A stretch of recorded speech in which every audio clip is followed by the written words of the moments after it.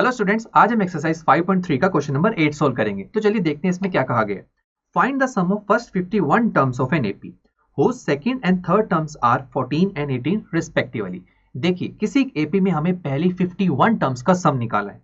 जिस एपी की हमें सेकंड और थर्ड टर्म गिवन है 14 एंड 18, तो गिवन है तो लिख लेते हैं। देखिए सेकंड टर्म हमें गिवन है 14 और थर्ड टर्म गिवन है जो कि है 18। हमें फाइंड करना है सम ऑफ फर्स्ट 51 टर्म, मतलब S51 मुझे फाइंड करना है। और यहां से ये भी पता चल रहा है अब कि n क्या है। यहाँ पर देखिए हमने कितनी नंबर ऑफ टर्म्स का सम किया, 51 नंबर ऑफ टर्म्स का सम किया ना, तो n की वैल्यू कितनी हो जाएगी 51। तो यहाँ से n भी पता लग गया। चलिए अब सम ऑफ 51 टर्म्स निकालने, तो देखते हैं सम के फॉर्मूलाज में कि किस चीज की डिमांड की जा रही है यहाँ पर। तो देखिए s ऑफ n मतलब सम ऑफ n टर्म मतलब सम ऑफ 51 टर्म्स हमें फाइंड आउट करना है। इसे क्वेश्चन मार्क करते हैं, ये तो हमें फाइंड आउट ही करना है। चलिए क्या हमें n पता है? यस हमें n पता है। उसके बाद फर्स्ट टर्म नहीं पता, क्रॉस। n हमें पता है, टिक। d भी नहीं पता, क्रॉस। दो क्वांटिटीज हमें नहीं पता। चलिए सेकंड फॉर्मूला देखते हैं। ऐसे मुझे फाइंड आउट करना है, क्वेश्चन मार्क लगा देते हैं। n हमें पता है, a भी नहीं पता और nth टर्म भी नहीं पता इसे।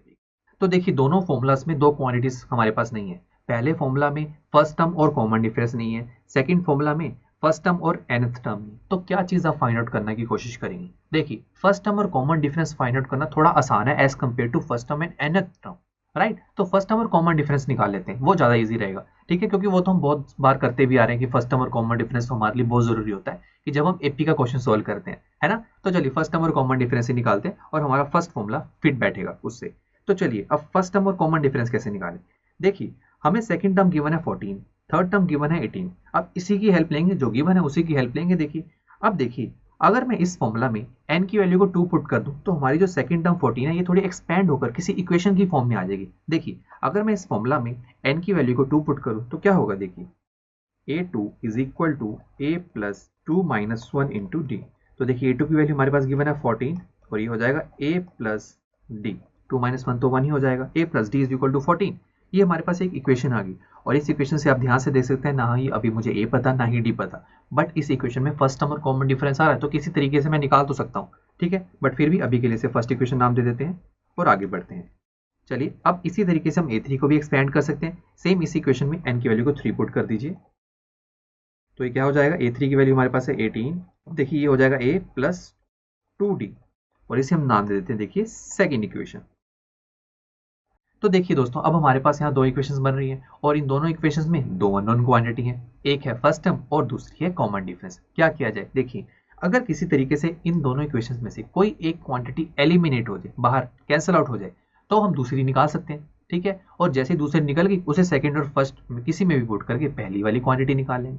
क्या किया जाए, देखिए अगर 2 में से 1 को माइनस किया जाए या 1 में से 2 को माइनस कर दूं तो उससे क्या होगा। देखिए दोनों इक्वेशन में a कॉमन है, a कैंसिल आउट हो जाएगा और उससे मेरे पास d की वैल्यू आ जाएगी। और जैसे ही मेरे पास d की वैल्यू आई उसे हम सेकंड या फर्स्ट किसी में भी पुट करके a की वैल्यू निकाल लेंगे। ठीक है, तो स्टेप बाय स्टेप चलते हैं। देखिए सबसे पहले माइनस करते हैं, तो आप सेकंड में से 1 माइनस कीजिए, 1 में से सेकंड माइनस कीजिए, वो आपकी विषय। देखिए मैं सेकंड में से 1 माइनस कर देता हूँ। तो देखिए पहले सेकंड इक्वेशन लिखते हैं और फर्स्ट इक्वेशन भी लिख लेते हैं। तो देखिए हमें माइनस करना है तो माइनस लगा देते हैं नीचे। तो देखिए ध्यान से 18 माइनस 14 ये हो जाएगा 4 इज इक्वल टू, देखिए यही चाहिए था, प्लस है माइनस ये हो जाएगा कैंसिल आउट और हमारे पास आंसर आएगा 0। ये 0 हो जाएगा। ये देखिए 2d माइनस डी ये हो जाएगा d। तो देखिए कितना सिंपल हो गया। तो d की वैल्यू कितनी आ गई, 4 आ गई हमारे पास।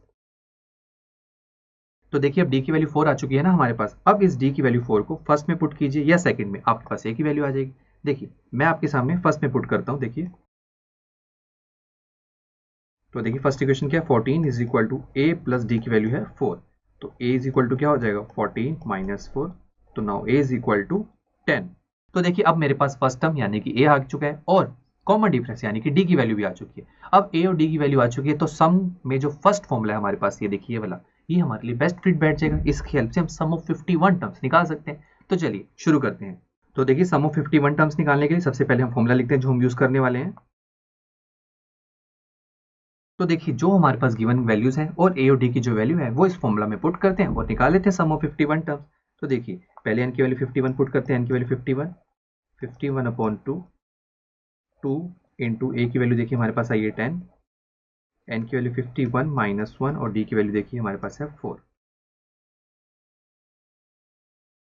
ये हो जाएगा 51 माइनस 1 ये हो जाएगा 50 मल्टीप्लाई 4, ये हो जाएगा 20 प्लस 200।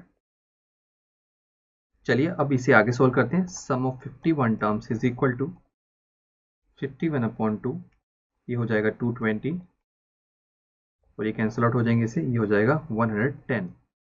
तो फाइनल आंसर हमारे पास सामने आएगा 5610। इसका ये मतलब है कि इस एपी में जो सम ऑफ 51 टर्म्स हैं उनका सम है 5610। ओके, तो चलिए दोस्तों अब नेक्स्ट लेक्चर में क्वेश्चन नंबर 9 सोल्व करेंगे। तो फिर मिलते हैं नेक्स्ट लेक्चर में। आई एम श्योर स्टूडेंट्स आपको ये लेक्चर काफी पसंद आया होगा और ऐसे ही मजेदार तरीके से अपने हर एक कॉन्सेप्ट क्लियर करने के लिए डाउनलोड कीजिए PU Stack ऐप को, जहां पर आपके पास और भी बहुत सारे ऑप्शंस होंगे जैसे कि back exercise solutions, tip videos, sample papers and much more. So what are you waiting for? Download the app now.